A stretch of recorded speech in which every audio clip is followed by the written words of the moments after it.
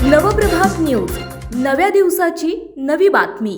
बारामतीतील तांदूळवाडी येथे LC company लेक परिसरात तरुणावर कोयत्याने वार करून सोन्या चांदीचे दागिने आणि रोख रक्कम लुटल्या प्रकरणी तिघांना अटक करण्यात आली आहे। आरोपीकडून 3,24,000 रुपयांचा मुद्देमाल जप्त करण्यात आलाय।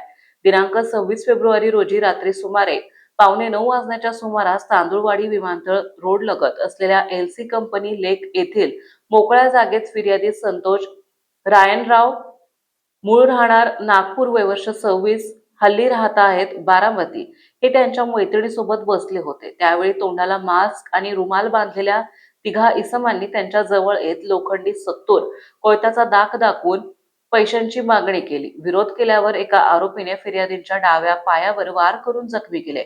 त्यानंतर आरोपींनी सोन्याचे सुमारे 21 ग्रॅम वजनाची चेन किंमत 3 लाख रुपये, चांदीची अंगठी किंमत 5,000 रुपये, चांदीची चेन किंमत 15,000 रुपये, आणखी एक चांदीची अंगठी किंमत 2,000 रुपये आणि 2,000 रुपये रोख असा एकूण 3,24,000 रुपयांचा मुद्देमाल जबरदस्तीने काढून घेतला आणि परत इकडे यायचं नाही अशी धमकी देऊन तेथून पसार झाले।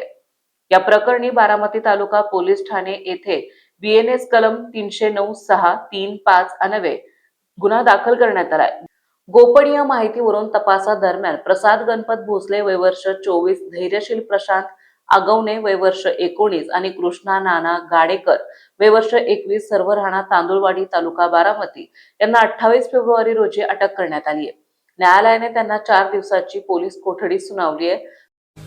आपल्या परिसरातील महत्त्वाच्या बातम्या पाहण्यासाठी आजच नवप्रभात न्यूज चॅनलला YouTube वर सबस्क्राईब करा आणि बेल आयकॉन प्रेस करा।